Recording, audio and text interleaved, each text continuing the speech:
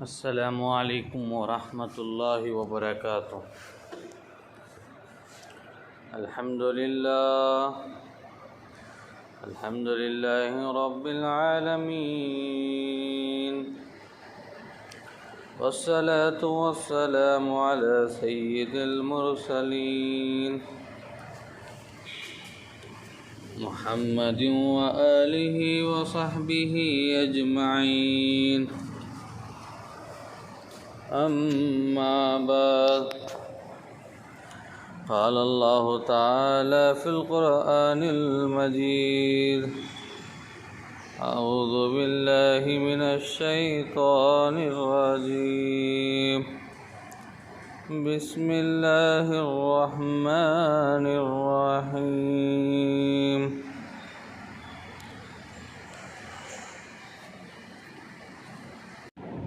قد افلح من تزکى وذكر اسم ربه فصلى بل تؤثرون الحياة الدنيا والآخرة خير وأبقى، قال النبي صلى الله عليه وسلم إن لكل قوم عيدا وهذا عيدنا، قال النبي صلى الله عليه وسلم من صام رمضان ثم أتبعه ستا من شوال كان كصيام الدهر، أو كما قال عليه الصلاة والسلام۔ بزرگان محترم، حاضرین کرام، امت کے غیور مسلمانوں، دنیا کی ہر قوم اپنا ایک تہوار رکھتی ہے، اپنی ایک خوشی مناتی ہے، اپنی ایک عید کرتی ہے۔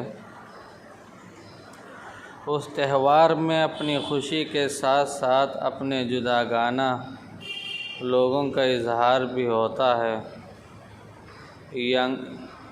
اسی طرح عیسائیوں کا کرسمس ڈے ہے، ہندوؤں کی ہولی اور دیوالی، اور پارسیوں کے ہاں نوروز اور مہرجان کی عیدیں ان کی تہوار کی نمائندہ ہیں۔ لیکن مسلمانوں کی عید دیگر مذاہب اور قوموں کے تہوار سے بالکل مختلف حیثیت رکھتی ہے۔ وہاں عید کا دن نفسانی خواہشات کی پابندی، عیش و عشرت کے اظہار اور فسق و فجور کے افعال میں گزرتا ہے، لیکن اہل اسلام کی عید صرف خوشی ہی نہیں بلکہ اللہ رب العزت کی عبادت، ذکر اور شکر میں گزرتی ہے۔ یعنی یوم عید کا دن عید کی خوشی شادمانی کے ساتھ ساتھ عبادت کا بھی دن ہے۔ عید اپنے اندر اطاعت خداوندی، اظہار شادمانی، اجتماعیت، تعاون اور تراحم کے احساسات، مال و دولت کے حرص سے اجتناب جیسے جذبات رکھتی ہے۔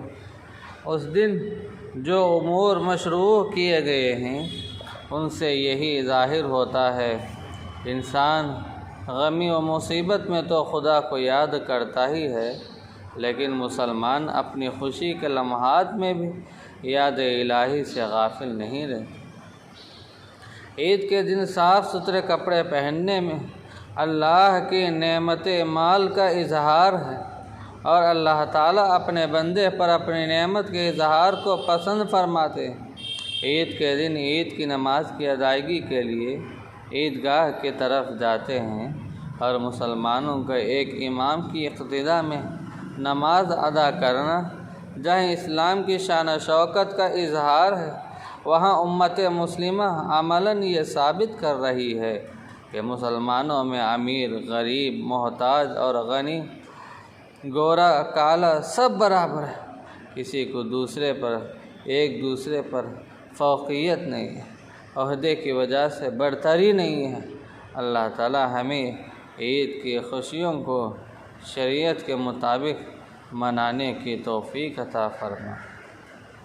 عزیزان گرامی، سب سے پہلے ہم لوگ چاند دیکھنے کا اہتمام کرنا ہے۔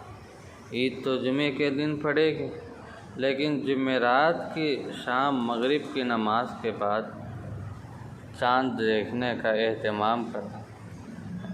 29واں روزہ مکمل ہوتا ہے تو مغرب کے بعد چاند دیکھنا ہر ساتھی ارادہ رکھے، کوشش بھی کرے۔ اگر چاند نظر آئے تو دعا پڑھے، اللہم احل علینا بالیمن والایمان والسلامۃ والاسلام ربی وربک اللہ۔ اگر چاند نظر نہ آئے تو پورے 30 روزے رکھنے کے بعد اگلے دن عید کی کرنا ضروری ہے۔ اس حوالے سے اپنے ملک کی رؤیت ہلال کمیٹی کے اعلان کے مطابق عمل کرنا بہتر ہوتا ہے۔ اور لیلۃ الجائزہ چاند رات بڑی اہمیت کی حامل رات ہے۔ لیلۃ الجائزہ بھی کہا جاتا ہے، یعنی انعام ملنے والی رات۔ مسلمانوں نے رمضان کا پورا مہینہ روزہ رکھ کر اللہ کے حکم کو سر انجام دیا، ان کا عمل مکمل کیا، تو آج کی رات ان کے انعام کی رات ہے۔ اللہ کے رسول علیہ السلام نے فرمایا، فَإِذَا كَانَتْ لَيْلَةُ الْفِطْرِ سُمِّيَتْ تِلْكَ اللَّيْلَةُ لَيْلَةَ الْجَائِزَةِ، جب عید الفطر کی رات ہوتی ہے تو اس کا نام لیلۃ الجائزہ رکھا جاتا ہے، یعنی انعام حاصل کرنے والی رات۔ اس لیے اس رات کو بیکار کی چیزوں میں اپنے وقت کو برباد نہیں کرنا چاہیے، بلکہ اس کی برکات اور رحمتوں اور من جانب اللہ مغفرت کو حاصل کرنے کی کوشش کرنی چاہیے۔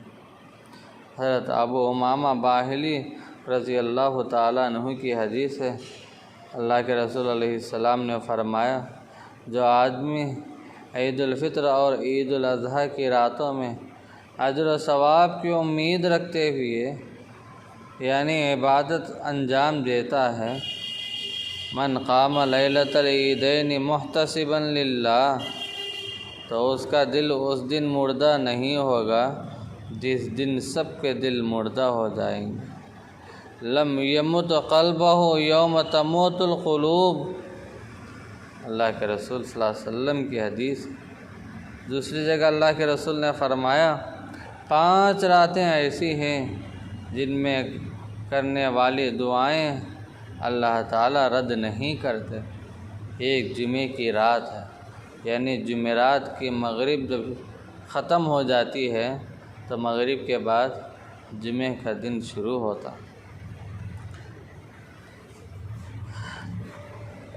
دوسرا رجب کی پہلی رات، تیسرا شعبان کی 15ویں رات، اور چوتھا اور 5واں عید الفطر اور عید الاضحیٰ کی 2 راتیں۔ تو معلوم ہوا کہ اس رات کی عبادت کو خاص طور پر اللہ تعالیٰ نے ذکر فرمایا، سرکار نے ذکر فرمایا۔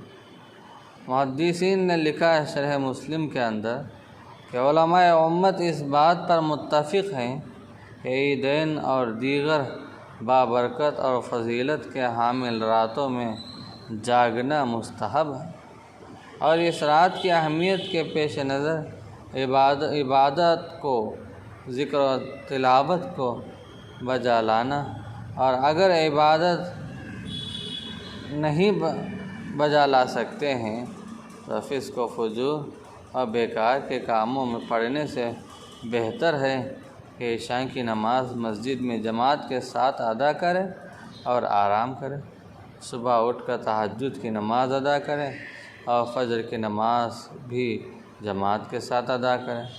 اللہ تعالیٰ سے امید ہے کہ اس دولت کو پورے امت کو عنایت، اس طریقے سے گناہوں سے حفاظت بھی رہے گی اور ثواب بھی ملے گا انشاءاللہ۔ اور عید کی رات کیا کام کرنا ہے، کیا انجام دینا ہے؟ نوافل کا اہتمام کریں، قرآن مجید کی تلاوت کریں،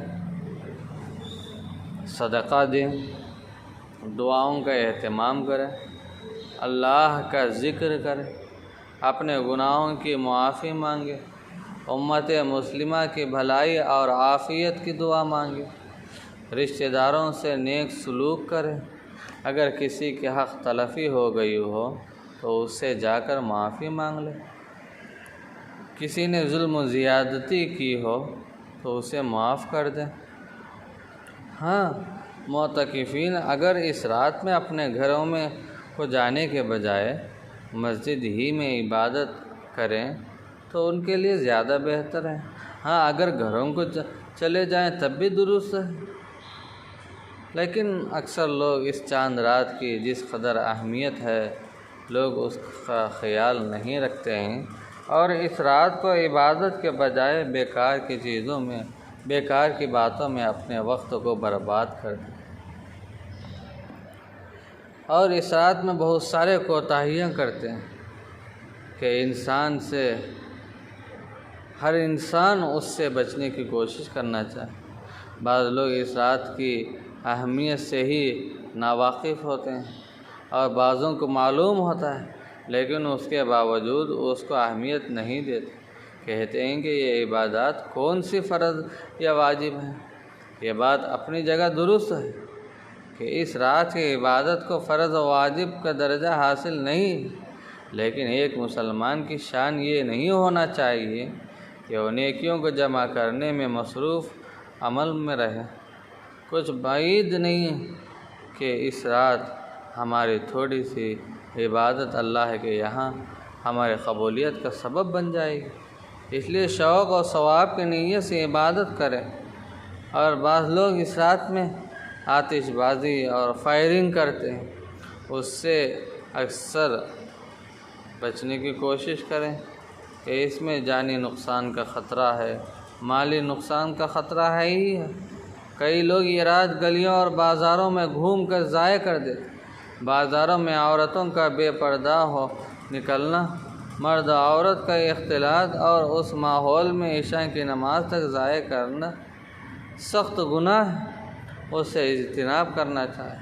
ہاں، اگر واقعتاً کسی چیز کی ضرورت ہو اور بازار جانا پڑے تو جانا چاہیے، لیکن مطلوبہ چیز لے کر فوراً گھر واپس آنا چاہیے۔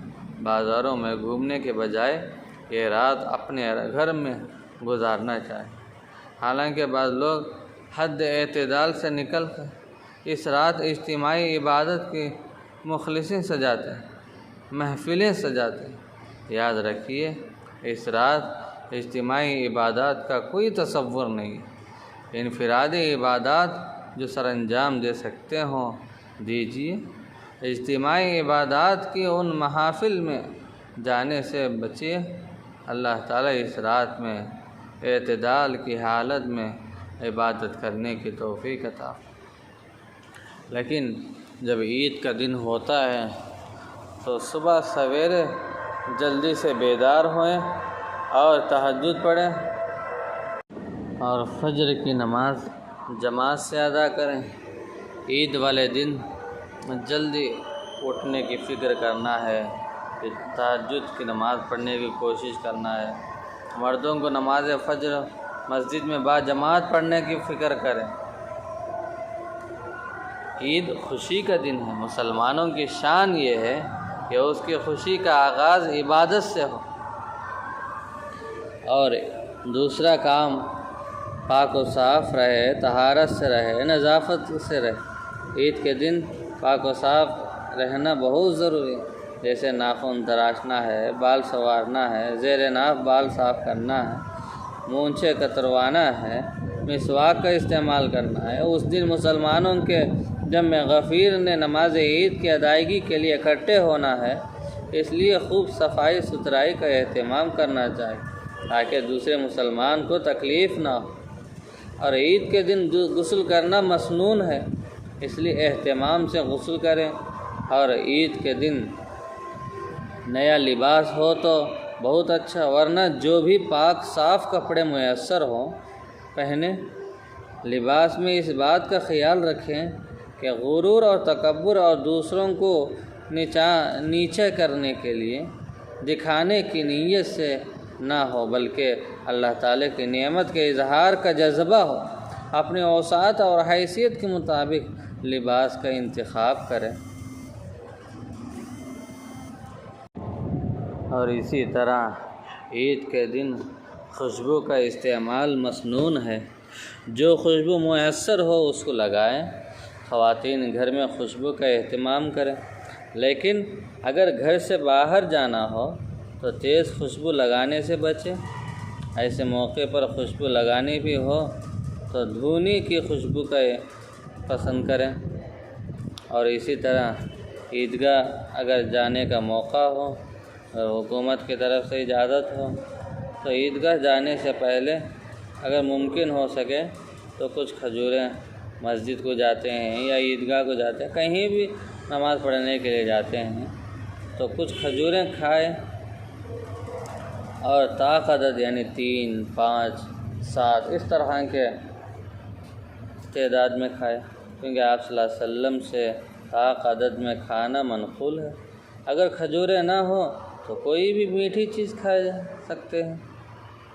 اور اسی طرح ایک بات اور بھی یاد رکھیں، عیدگاہ جانے سے پہلے صدقہ فطر ادا کرنا بھولیے مت۔ اگر بلا عذر تاخیر کرنا گناہ ہے۔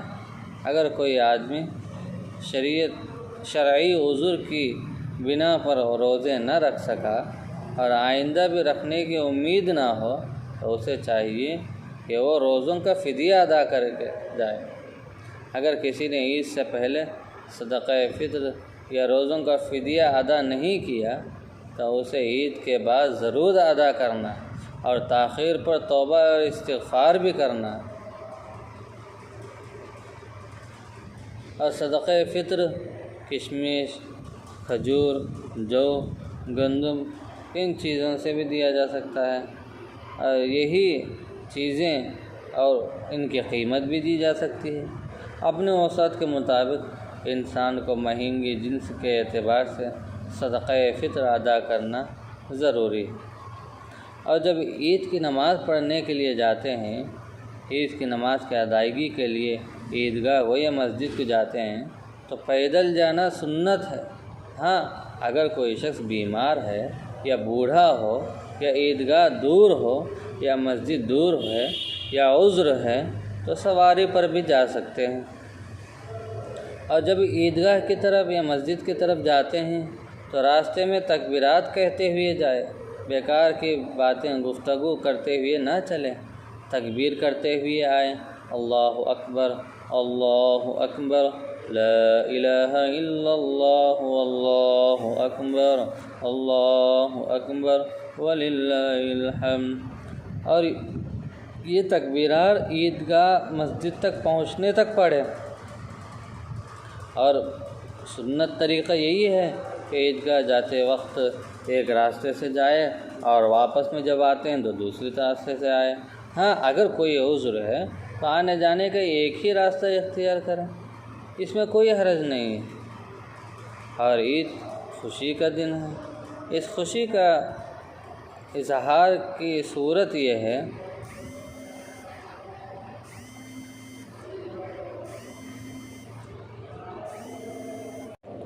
جہاں انسان اپنی ذات پر خرچ کرتا ہے وہاں اپنے اہل و عیال پر بھی وسعت کے ساتھ خرچ کرے، اور اپنی خوشی میں بیوی بچوں اور گھر کے جتنے بھی افراد ہیں ان کو بھی شامل کرے۔ ہاں، اس موقع پر فضول خرچی سے بچنا چاہیے۔ خواتین عیدگاہ یا مسجد کو ہرگز نہ جائیں بلکہ گھروں پر ہی رہیں۔ والد، خاوند، بھائیوں اور بیٹوں کو تیار کر کے عیدگاہ بھیجنے میں مشغول رہیں۔ اور نماز عید کی ادائیگی کے لیے ضروری ہے کہ ایسے امام کو اختیار کرے، ایسے امام کو انتخاب کرے جو صحیح العقیدہ ہو، عقائد میں فساد یا اعمال میں بدعات ہوں تو ایسے امام کی اقتداء سے بچیں اور بچنا ضروری ہے۔ امام صاحب عید کی نماز سے پہلے جو وعظ کرتے ہیں، جو بیان کرتے ہیں، جو نصیحت کرتے ہیں، لوگوں کو جو تعلیم دیتے ہیں، وہ تعلیم غور سے سنیں اور امام صاحب کے بیان کی ہوئی باتوں پر عمل کرنے کی مکمل طور پر کوشش بھی کریں۔ اور عید الفطر کی 2 رکعت جو نماز پڑھتے ہیں زائد تکبیروں کے ساتھ جو ادا کی جاتی ہے، ہر رکعت میں 3 زائد تکبیر کہی جاتی ہیں۔ پہلی رکعت میں ثنا کے بعد اور دوسری تکبیر میں قرات سے فارغ ہونے کے بعد رکوع سے پہلے، تو اس کو خشوع اور خضوع کے ساتھ ادا کریں۔ اور نماز عید کی ادائیگی کے بعد امام صاحب جب عربی میں خطبہ دیتے ہیں جسے غور سے سننا ضروری ہے، خطبے کے دوران خاموشی اختیار کرنا، کسی قسم کی بیکار کی اور اصل گفتگو ہی نہیں کرنا ہے۔ اور جب عید کی نماز ختم ہوتی ہے تو عید کی نماز کے بعد دعائیں مانگے، اللہ تعالیٰ سے رحمت اور برکت اور اپنی مغفرت کو مانگے، اپنے لیے، اپنے گھر والوں کے لیے، اپنے رشتہ داروں کے لیے، دوستوں کے لیے، خاندان والوں کے لیے، بستی والوں کے لیے، پورے امت مسلمہ کے لیے دعا مانگے۔ زیادہ بہتر یہی ہے کہ نماز عید کے بعد دعا کی جائے، لیکن اگر کوئی امام خطبے کے بعد دعا کرے تب بھی درست ہے۔ اور اسی طرح عید کی مبارکبادی دینا شرعاً درست ہے، بلکہ مستحب عمل ہے۔ شرط یہ ہے کہ اسے لازم اور ضروری نہ سمجھے، اور جو اس کا اہتمام نہ کرے، اسے ملاقات نہ کر سکے تو اس پر ملامت بھی نہ کرے۔ حضرت صحابہ رضی اللہ تعالیٰ عنہ سے ایک دوسرے کو عید کی مبارکبادی دینا، عید کی خوشی کا بانٹنا ثابت ہے، لیکن ملامت کرنا یہ ثابت نہیں ہے۔ اور بہت سارے لوگ بہت سے غلطیاں کرتے ہیں کہ عید کے دن عید کے جانے سے پہلے مرد اور عورت دونوں کے لیے نفل نماز ادا کرنا ہر صورت میں مکروہ ہے۔ بعض لوگ اس طرح کی مخلص اپنے آپ کو سمجھتے ہوئے اس طرح کرتے ہیں، حالانکہ مکروہ ہے۔ مرد جب عیدگاہ میں عید کی نماز ادا کر چکے تو عیدگاہ میں بھی نفل ادا کرنا مکروہ ہے۔ ہاں، عیدگاہ کے علاوہ کسی اور جگہ ادا کرنا یہ مکروہ نہیں ہے۔ اور اسی طرح عید کی نماز کے بعد معانقہ یعنی گلے ملنا، اس میں کوئی حرج نہیں ہے۔ اگر محض عید کی خوشی اور مسرت کی وجہ سے آپس میں معانقہ مصافحہ کرتے ہیں اور ایک دوسرے کو عید کی مبارکبادی دیتے ہیں اور اس کو عید کی سنت نہ سمجھا جائے بلکہ محض محبت اور تعلق کا اظہار مقصود ہو تو یہ درست ہوگا، ورنہ یہ بھی گناہ کا سبب بنے گا۔ اس لیے ایسی صورت میں مصافحہ، معانقہ اور عید کی مبارکبادی کہنا مباح اور جائز ہے، البتہ ان دونوں کو کسی دن کے ساتھ مثلا جمعہ کا دن یا عیدین کے ساتھ خاص کرنا اور اسے بطور خاص اس دن کی سنت سمجھ کر کرنا یہ صحیح نہیں ہے۔ عید کے دن خواتین کو گھر میں رہنا ہے، عیدگاہ ہرگز نہیں جانا ہے۔ حضرات صحابہ رضی اللہ تعالیٰ عنہم اجمعین اور تابعین رحمہ اللہ سے ثابت ہے کہ وہ عورتوں کو عیدگاہ نہیں جانے دیتے تھے۔ عید کے دن عیدی کے عنوان سے ہدیہ لینے دینے میں کوئی حرج نہیں، بشرطے کہ اسے واجب اور ضروری نہیں قرار دینا چاہیے کہ اور جو نہ دے اسے بددعا کرنا، اسے گالی دینا، اسے ملامت کرنا، اس طرح کی حرکت بھی نہیں کرنا چاہیے۔ اور عید کے دن ضرورت مندوں کو، غربا کو، مساکین کی جتنا ہو سکے مدد کرنا، لیکن پیشہ ور بھکاریوں کو دینے سے بچنا ہے۔ جو پہلے سے اپنا پیشہ بنا لیے ہیں، معمول بنا لیے، ایسے لوگوں کو دینے سے بچنا ہے۔ اور یہ بات بھی عرض کر دوں، ابھی تو لاک ڈاؤن کا موقع ہے، اب اس موقع پر نماز عید کی ادائیگی کے لیے مسلمانوں کو جمع ہونے سے اسلام کی شان و شوکت کا اظہار تو ہوتا ہے، اس لیے نماز عید ادا کرنے کے لیے اصلی حکم یہی ہے کہ کوئی عذر نہ ہو تو عید کی نماز کھلے میدان ہی میں ادا کرے۔ اس لیے لاک ڈاؤن کھلنے کی صورت میں کھلے میدان ہی میں عید الفطر کو ادا کریں۔ البتہ موجودہ حالات میں حکومتی کی پابندی کے پیش نظر ان امور کو ملحوظ رکھیں۔ اگر حکومت کی جانب سے کھلے میدان میں نماز عید پڑھنے کی اجازت ہے اور مساجد کے ایک حد تک مسلمانوں کی تعداد متعین ہے تو عید پڑھنے کی تو مسجدوں میں نماز ادا کریں۔ شہر یا علاقے کی ایک بڑی مسجد میں نماز عید کی ادائیگی ممکن ہو تو بہتر، ورنہ مختلف مساجد میں نماز عید پڑھنے کا اہتمام کر سکتے ہیں۔ اگر حکومت کی جانب سے مساجد میں بھی اجتماعیت پر پابندی ہے تو نماز عید گھروں میں ادا کریں، چنانچہ محلے کے چند افراد ایک گھر میں جمع ہو جائیں اور عید کی نماز پڑھ لیں۔ اگر حکومت کی جانب سے گھر کے افراد کے علاوہ باقی افراد کا اس گھر میں جمع ہونا ممنوع ہو تو باقی لوگ اس جماعت میں شرکت نہ کریں بلکہ گھر کے افراد ہی نماز ادا کر لیں۔ نماز جمعہ کی ادائیگی کے لیے امام کے علاوہ 3 افراد کا ہونا ضروری ہے، اور نماز عید میں یہی حکم ہے کہ امام کے علاوہ 3 افراد ہوں، لیکن کسی وجہ سے اس سے کم لوگ بھی عید کی نماز رہتے ہیں، کم افراد ہیں، اگر وہ کم افراد ہی پڑھ لیتے ہیں عید کی نماز تب بھی ادا ہو جائے گی۔ لیکن خواتین کے لیے نماز عید کی ادائیگی کے لیے گھر سے باہر جانا یہ مناسب نہیں ہے۔ البتہ گھر ہی میں نماز عید ادا کرنے کی صورت میں خواتین بھی اس میں شریک ہونا چاہیے، اگر شریک ہونا چاہتے ہیں تو ہو سکتے ہیں، چنانچہ مردوں میں کوئی نامحرم ہو تو مردوں اور عورتوں کی صفوں کے درمیان کپڑا لٹکا دینا چاہیے تاکہ پردے قائم رہے، اور اگر مرد سارے محرم ہو تو پردہ لٹکانے کی کوئی ضرورت نہیں ہے، بلکہ مردوں کی صفوں کے ساتھ پیچھے خواتین کا صف بنانا ہی کافی ہے۔ بچوں کو مردوں والی صف میں اور بچیوں کو خواتین والی صف میں کھڑا کر دیں، نماز ہو جائے گی اور نماز عید ادا کی جائے، جس کا طریقہ پہلے ابھی میں نے بتایا اس طریقے سے ادا کریں، اس کے بعد 2 خطبے دیے، اس طریقے سے نماز پڑھ۔ لیکن اس موقع پر سینیٹائزر کا استعمال کرنا چاہیے اور ماسک کا استعمال ناگزیر ہو تو اس کا بھی اہتمام کرنا چاہیے، اگر ضروری ہے استعمال کرنا استعمال کریں، اس میں کوئی حرج نہیں ہے، استعمال کر سکتے۔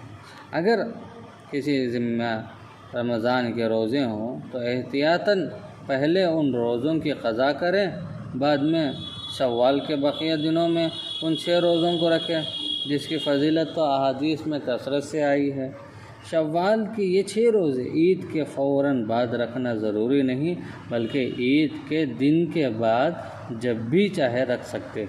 بس ان باتوں کا اہتمام کریں، ان کا لحاظ کریں۔